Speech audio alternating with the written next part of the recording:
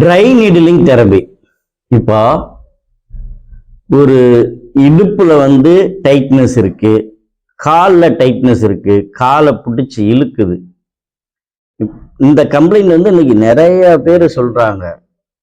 நம்மளுக்கு ஒரு பக்கம் தான் ஆரம்பத்துல காலை பிடிச்சி இழுக்கிற மாதிரி இருக்கும், இடுப்பு ஒரு சைடு வலிக்கிற மாதிரி இருக்கும். இப்போ ஆரம்பத்திலேயே அந்த ஒரு சைடு உளைச்சல், இந்த டைட்னஸை குறைச்சிட்டோம்னா அது ஜவ்வு ப்ரொட்ரூட் ஆகி அது நம்மளுடைய நரம்பு அழுத்தி ரேடியேட் ஆகுறது பெயின், அதே மாதிரி சியாட்டிக்கா கம்ப்ரெஷன் ஆகுறது, இது மாதிரி வர்றதை ஆரம்பத்திலேயே நம்ம தடுத்துடலாம்.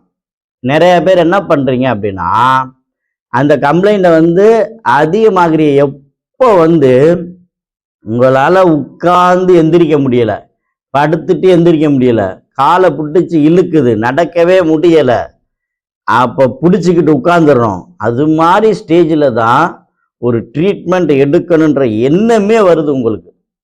அப்போ ஆரம்பத்திலேயே பார்த்தோம் அப்படின்னா அந்த மசில் லெவல்லையே இது பார்த்தீங்கன்னா, ஆரம்பத்தில் எப்படி இது உருவாகும் அப்படின்னா, தசை சுருங்கும். அதாவது எதனால அப்படின்னா, மசில்ஸில் ஒரு நாட்டு மாதிரி உருவாகும். இந்த நாட்டு உருவானோன்னு அந்த தசை தன்னுடைய பண்பை இழக்க ஆரம்பிக்கும். அந்த தசைக்கு சேர வேண்டிய நியூட்ரிஷன் குறையும். அப்போ தசை சுருக்கம் ஏற்படும். அப்போ இது மாதிரி நேரத்தில் என்ன ஆகும் அப்படின்னா, ஒரு தசை சுருங்கினா பரவாயில்ல, பக்கத்தில் உள்ள எல்லா தசையும் அப்படியே சுருங்கிட்டே வருது அப்படின் போது நம்மளோட ஜாயிண்டோட நார்மல் லென்த்தே குறைஞ்சிரும். அப்போ இடுப்பு கம்ப்ரெஷன் ஆகிடும். இப்போ முழங்கால்னா முழங்கால் கம்ப்ரெஷன் ஆகிடும்.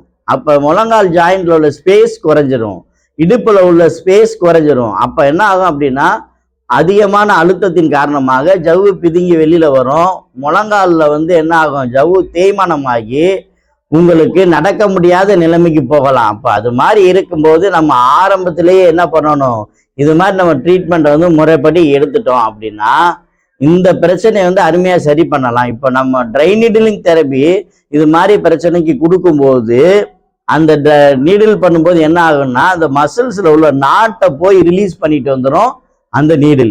அப்போ அது மாதிரி ரிலீஸ் பண்ணிட்டு வரும்போது உங்களுக்கு அழகாக ரிலாக்ஸ் ஆகிடும் ஹிப்பு. அதே மாதிரி அருமையாக நம்மளுடைய லோ பேக் மசில்ஸ் எல்லாம் ஃப்ரீ ஆகிடும், ஈஸியாக நடக்க முடியும்.